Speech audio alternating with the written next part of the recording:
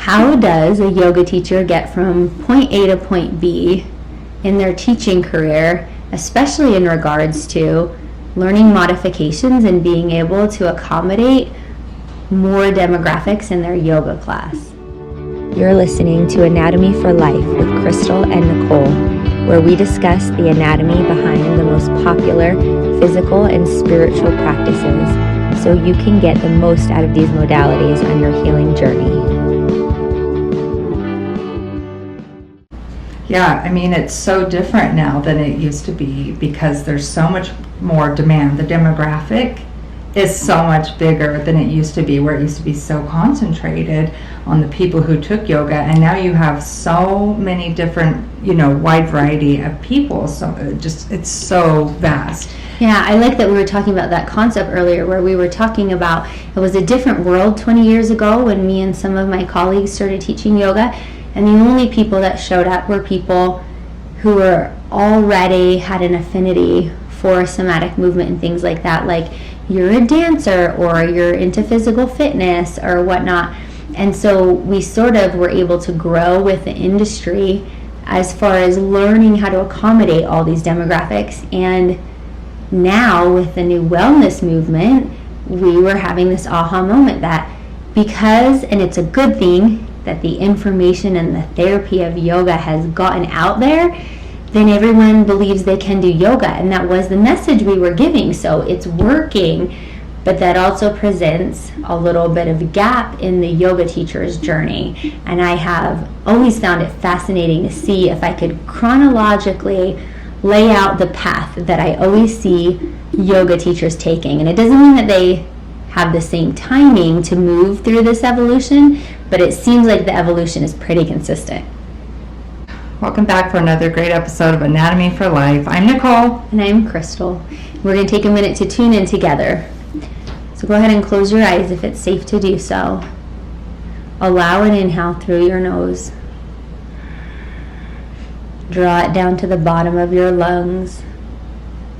Hold for just a moment and then exhale slowly.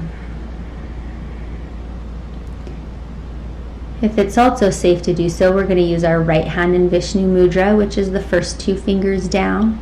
Turn that right hand towards your face. We're going to plug our nose for the next breath. Inhale through your nose. And hold. Your thumbs on your right nostril, your ring fingers on your left. Lift only your ring finger, exhale left. One more time, inhale, fill up to the bottom of your lungs. Hold for 8. Be aware of the movement of energy up and down your spine. 3, 2, and 1, exhale, left only. Go ahead and take one clearing breath in through your nose and out through your mouth. And then blink your eyes back open. Breathing through the left nostril cools off the body, engages your parasympathetic nervous system. So thank you for tuning in with us. So today's topic. Yeah, we have kind of a unique episode today. I would say this is a little bit of a special episode. We are going to be talking directly to yoga instructors today, and on a topic that I feel like is huge for yoga instructors and where we're seeing a gap sort of in the knowledge, and that is around modifications. So I wanted to start off because I was asking Crystal the other day about her journey within the yoga world, and I feel like it's pretty different than what probably an instructor experiences now.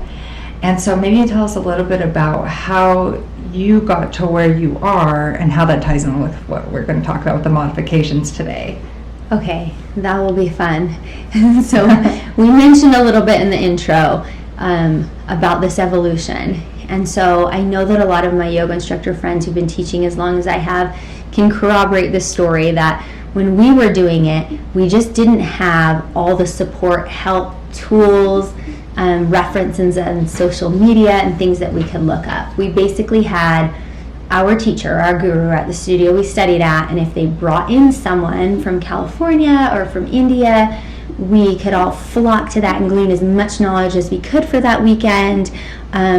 Or we could read some articles in Yoga Journal, which was relatively new back then. You could like flock to the internet for all your information. Right, or even other instructors Yeah. with social media accounts, where a lot of times now we can get good information and pose demos or classes on YouTube. I mean, there's just, there's so much out there, and there's so much good information out there and good instruction. So I feel like someone delving into the wellness industry and the vehicle of yoga right now really have the capacity to be taken care of and learn some good education. And we had that initially in our trainings, but then we didn't have the support or the follow-up.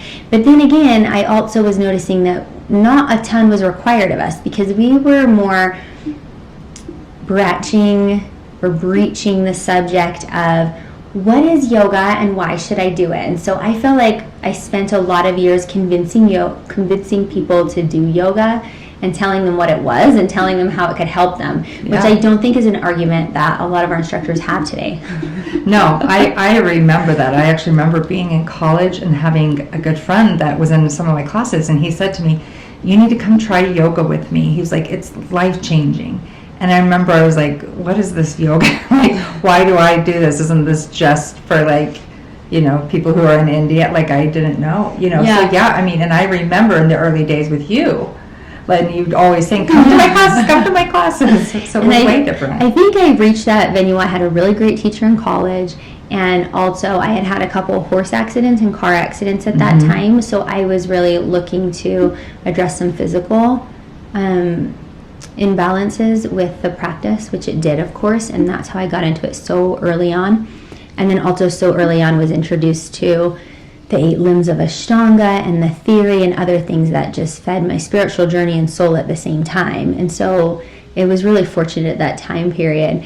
And I do think what is similar to all yoga instructors, though, is this journey where you find yoga, even if the rhetoric now is less what is yoga and why should I go, and what I hear people say more now is, I know I should be doing yoga.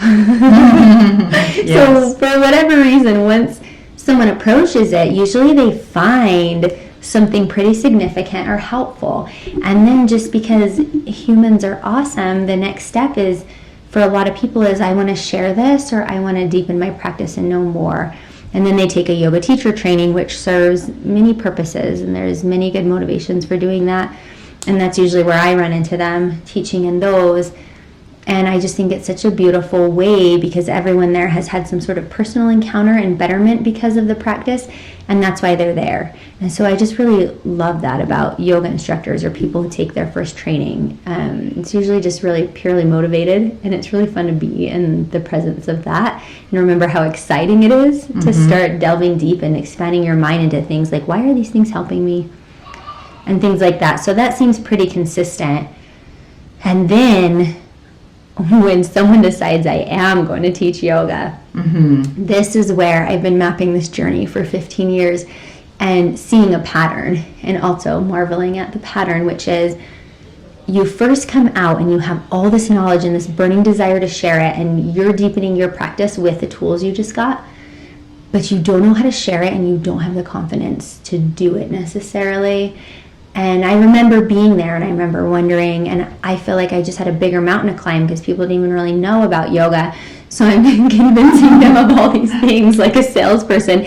And then I'm going, well, where am I teaching? There's one studio in the state, and they were full on instructors, and all their instructors were much better than me. So. And am I teaching correctly? And Yeah. And so I remember going to my friend who had a little picture studio where she did stock photography, and asking her if I could just invite people I know, and she could invite people she knows. I could just hold a yoga class. So we tried that. But this space I remember being in that I witnessed over and over and over again at this part in the journey.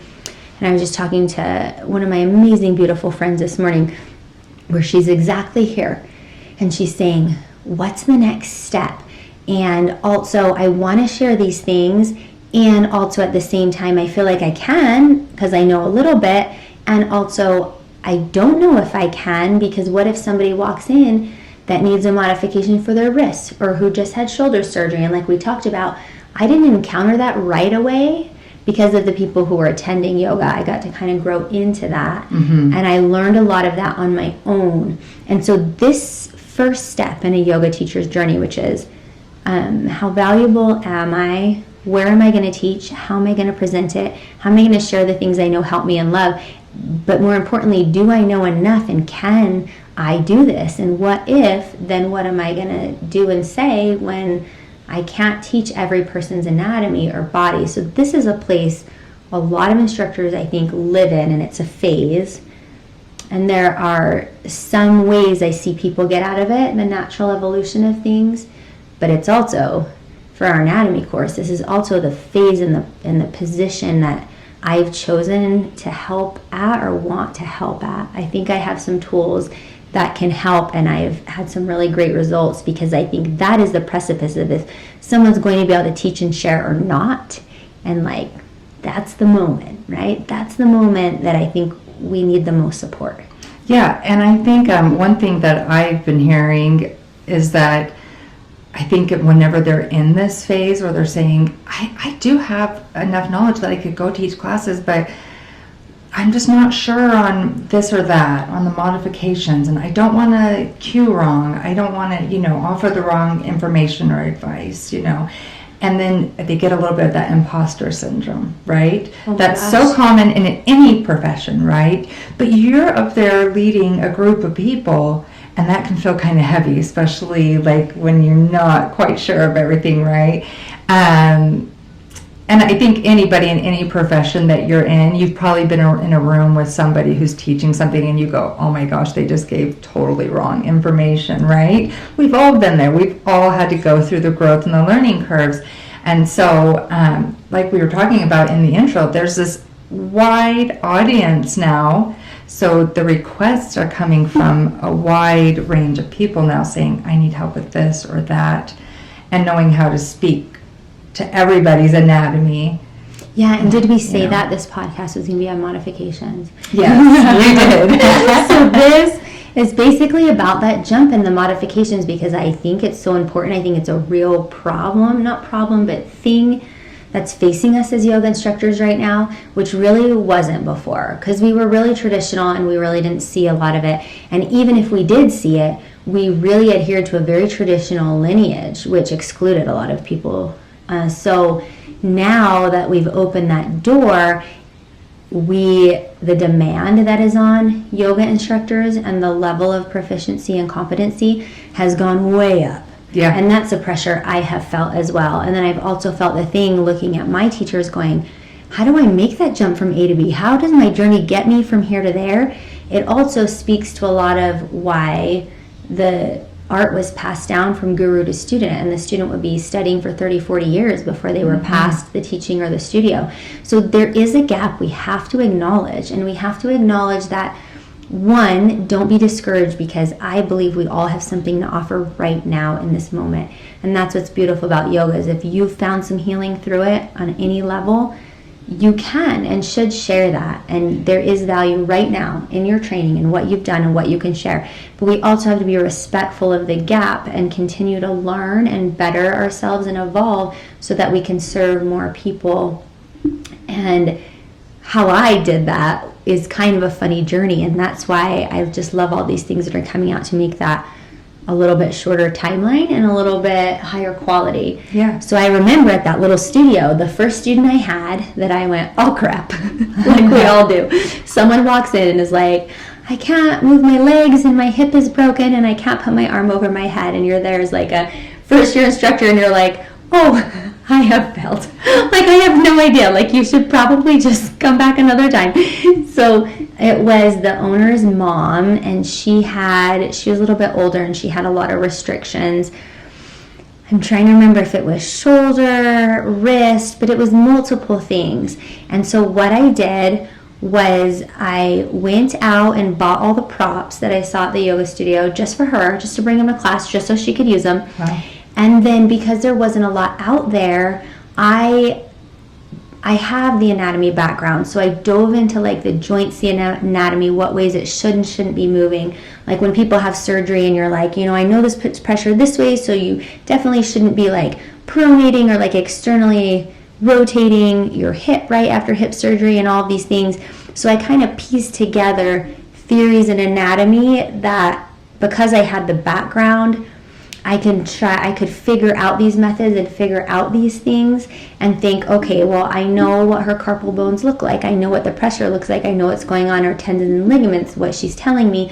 So this would be a way to take pressure off the wrist, right? And like I said, this information is very more readily available now than then, but this is the journey I went through, is one student at a time, one issue at a time, deep diving into that, asking the doctors I have access to for advice and information. Also, I was also at the time training for my personal trainer certification and PT therapy and things, and I was still in college for pre-med. So I had a lot of access in different avenues where I could figure things out and build on the backs of like methods that were proven for PT.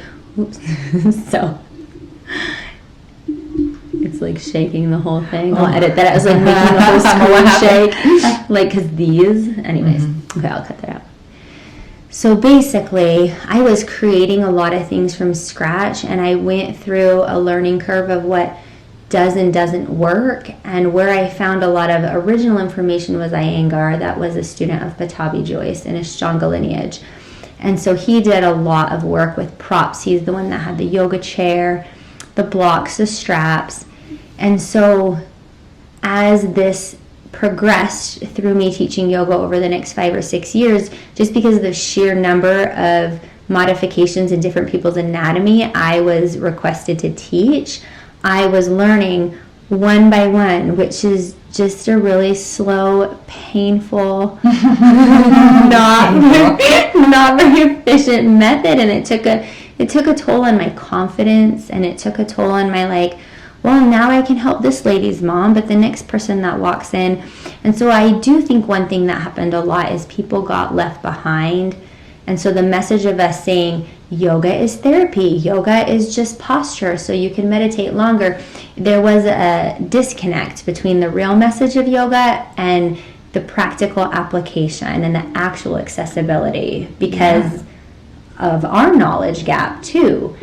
And so one thing I love is that we don't necessarily have that, but the idea of that still is alive and lives in this space for all yoga instructors right after they've been certified, and then they begin to teach.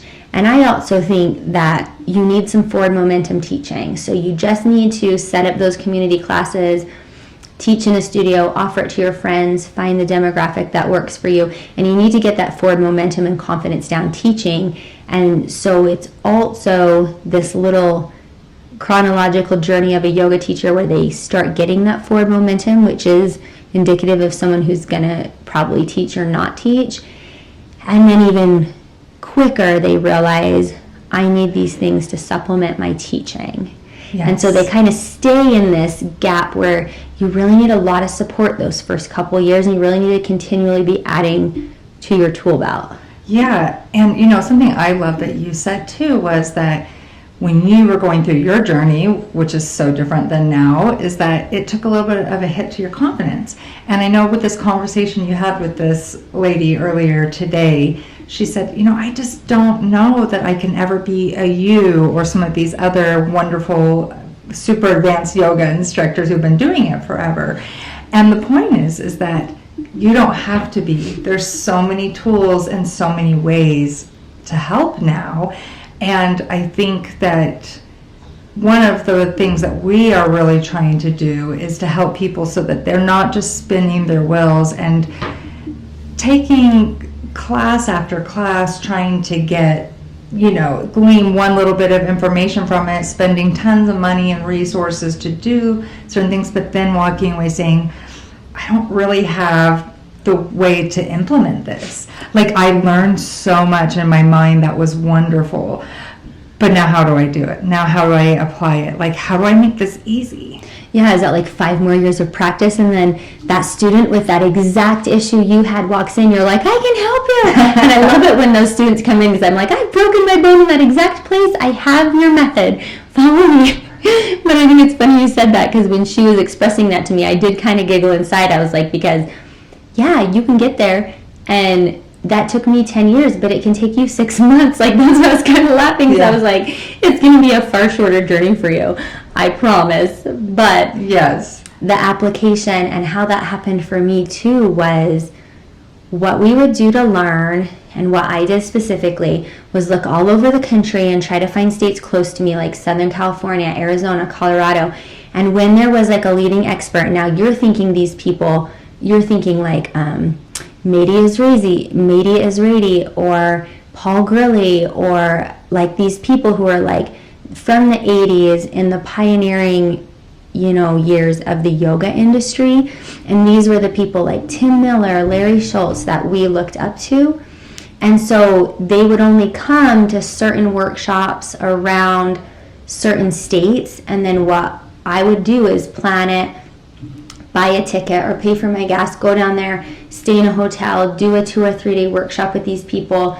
Depending on what they were teaching, I would learn a lot about like the hips or back bends. I remember going to LA one time for a handstand workshop for 3 days, and to this day, there's 2 things, but one most important thing I learned about handstands, now mind me, is 72 hours of training. I got one thing from that I still remember today, and it's not because they weren't great teachers and they didn't give it, but it's like, you got to start somewhere. It's a yoga teacher training, so you go to these places, you get fire hosed, you try to retain as much as you can, and I learned the best thing I ever learned. I still use it today in handstand training, and I learned a second key thing that I'm still working on in my practice. But to think about, and any yoga instructors listening are really hopefully going to sympathize with this, but to think about, even if I got the best tools in the world, the myopic lane or the tool set I learned in that weekend, and then the sheer amount of money I spent on that was more than I would have ever made as a yoga instructor all year.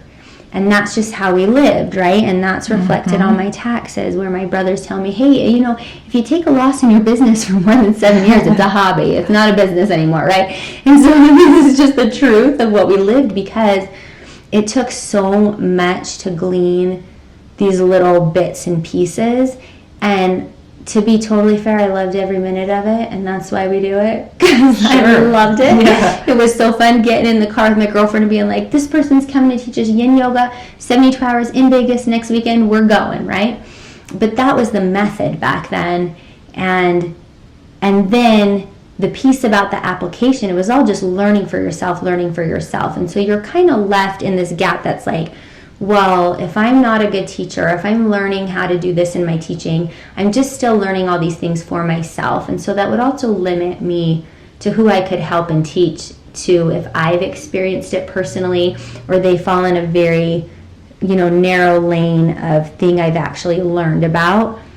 And I mean, we all just can't be experts in no time at all, right? And know all the things. But what I'm saying is there is a better way, and there is a way to close the gap from knowing nothing and not feeling confident, and then learning one thing at a time and it costing you your entire year of yoga pay. And then you can help one person to knowing everything and being able to help everyone. So there's 2 ends of the pendulum, and it is part of our chronological yoga journey. Like, we just need experience. We just need to keep doing the things we love. But there is a gap there that we can close quicker. And that I've created things with the anatomy I've learned where you can be in an entire class, and if you speak to direction and feeling and ideas of alignment, then you can actually cue everybody correctly anatomically. And I said correctly with air quotes if you're listening to our podcast, not watching it, because what you can do is allow people to have the space to create space and open and align their bodies with specific cueing, right? So it's not aesthetic cueing, and it's not really directional cueing, but you can cue people to help them access poses. And so that's kind of how I've learned myself to bridge the gap, by trial and error, by talking things to a class and seeing who can apply, you know what I'm saying, by taking all of these workshops, which I continue to take, from Sean Korn, from Michael Moore, from just these people where you're hearing the cueing, you're watching it happen on people's bodies. I'm learning the anatomy, and I'm learning that there is a way to speak to people where they can create space and access poses that doesn't limit anybody. So there's that, right? And that is the ultimate goal in my actually anatomy courses, is teaching you the deep anatomy, but bridging that gap between application and your integration time. And then our free webinar and what we're talking about today is just A to Z modifications. So it's literally like, you see a person doing this, you give them a block, they put it here. You're going to alleviate 90% of the strain on the physical anatomy and the misalignment, and you're going to be able to help so many people in class just by saying, this is this. And yoga instructors know this. So actually, we said this was for yoga instructors, and if they're listening, they're going to say, oh, I do know that. And what is the one thing we go to a lot? What we love is modifications workshops. And we do pay for that, and we do go to that. And I have a lot of colleagues that are just absolutely brilliant in this area, and I've learned a lot from them, where you go, you show up for that 4 hours or that weekend, and they go, Trikonasana, what are the modifications in Trikonasana?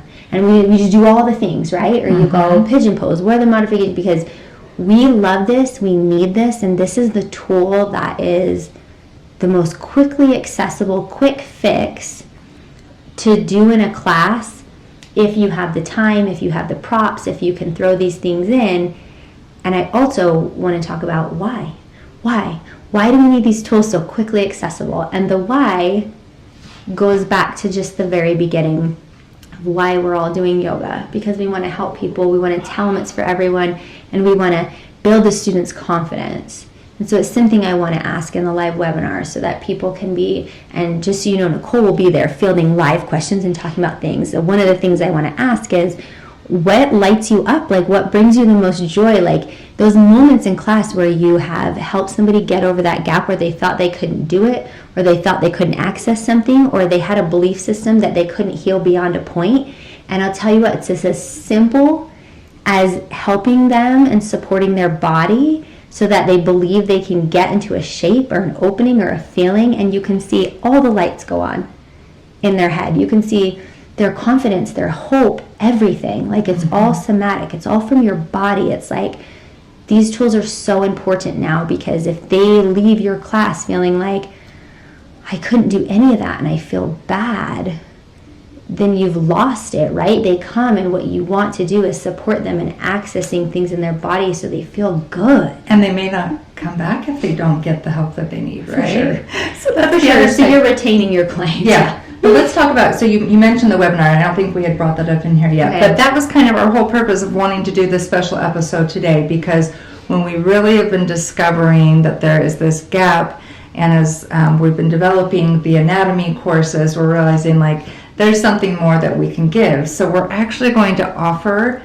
a modification webinar absolutely free, 100% free. So the things that you pay for all the time to go to, we're going to be doing that free. The very first one is going to be on February 6th, and then the second one will be on February 8th. The best way that you can sign up for this is to go to zinnyoga.com, or just go to our Instagram, Zinn Yoga, Z-I-N-N Yoga. And if you go there, there will be a link there in our profile, and that will take you directly to a page where you're actually going to be able to download a neat little freebie that we have. I think right now we've got a meditation one on there, but that will be changing soon. But by getting on that list, you're going to be notified when we're doing this webinar as well. And so you'll be able to come and join us for the webinar. And, you know, if we have a lot of demand, who knows, we might open up another day too. But for right now, we're saying February 6th, February 8th. And we're just hoping that we can just fill you up with wonderful information, but also have you walk away feeling like, I can do this. Yeah, especially for the instructors who just want a little more like quick tools, right? And so we'll mostly do areas of the spine, because that's what the anatomy course is on. So it'll be modifications for tight hips, shoulders, and things you can do as you're getting people into a back bend or for your spine. So what we had talked about was, we all know this. If you're working with a population that is severely needs, or what I want to say is like severely inhibited from being able to like participate in a hatha or vinyasa style yoga class, and you need something like yin yoga, restorative yoga, adaptive yoga, it would be a disservice for me to venture into those areas of the modification webinar, because they just are so all-encompassing and require things on their own. So if you want tips, tricks, advice about that, or referrals to people who teach those programs, I have the most amazing colleagues who do that. And that's its own thing. So for instance, I have a friend who goes to a population that's all in a wheelchair or all paraplegics. And it's absolutely accessible, and absolutely I know those things and they know those things.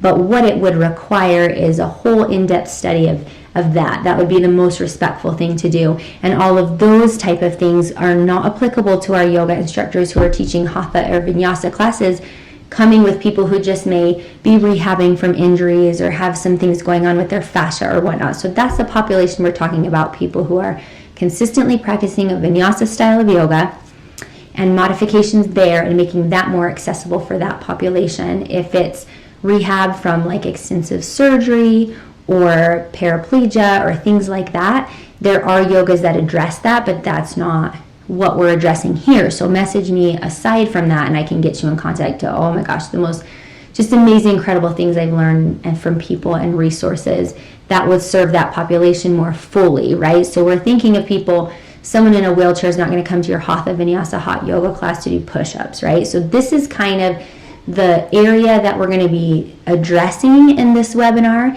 which is people who want to get stronger in their shoulders, increase range of motion, hips, shoulders, and spine from sitting in chair. Basically, and I'll ask you this on the webinar, basically the most common people you see coming to your hot vinyasa classes or something. And these are some quick tools, which if you want to practice it with us, you'll want to have blocks and straps, maybe a pillow or something. And cueing for that we'll go over during it, but those are the quick modifications I'm going to give you. So if you want to add a few of those in your tool belt and kind of have this co-creative repertoire with me, where those are the things that we're going to talk about in workshop, and mostly for free. I mean, it's for free, but the reason why is just because I just want people to, at least in that little gap of like, oh crap, I can teach this, but if someone walks in with A, B, and C, in your mind, you're at least going to have one or two modifications for each pose that you're now going to be able to be like, I can start that free community yoga class. I can take that yoga job, because I'll tell you what, if anybody walks in, I can at least give them 1, 2, and 3. So I'm hoping to just like the little support and push that will take you from, I'm so scared to try this, to I'm ready, right? I'm ready. And even if you draw the pictures or write it down or screenshot some things from the webinar, you're ready, right? So you can start. Yeah. And so thank you for mentioning that, Nicole. And she also mentioned all the freebies and the and you know what, and if you stay with us to the end of the webinar, we're actually going to have an awesome little freebie. We're just really trying to serve the community and provide just some wonderful resources, so we know that this will be worth your time. It's going to be amazing. Tell your yoga loving friends, all the other yoga teachers that you know, to join us, to go get on our email list. That's the easiest way. I'm actually redoing our website right now, so I would say go to our Instagram at Zinn Yoga, again Zinn Yoga, and click on the link there in the profile. You can go and sign up. That'll get you onto the email list so that you can be notified whenever we go live with this webinar. And all the time we're giving out all sorts of fun like downloads and freebies, like free meditations, how to gain a consistent meditation. It is like meditation. And I think you'll just love all of these wonderful resources that we're offering. So we can't wait to see you guys on the webinar. And remember that at the end of the webinar, Crystal, we're also going to open it up, like you said, to a live Q&A. So if you have specific questions as we've gone through it, write them down, and she'll be able to, I'll be looking at, answering all the questions, whatever, and we'll be able to and that's accommodate awesome, that. because in the anatomy class too, there's options for you to upgrade if you have like specific things that you want my personal eyes on and some semi-private time with me. So be ready, bring those things. Like, I'm teaching my mom and she always has something with her wrists, or like I'm always seeing this in back bends in class. But yeah, thanks for tuning in today. I'm excited about that. And we'll see you on the webinar. Okay, namaste.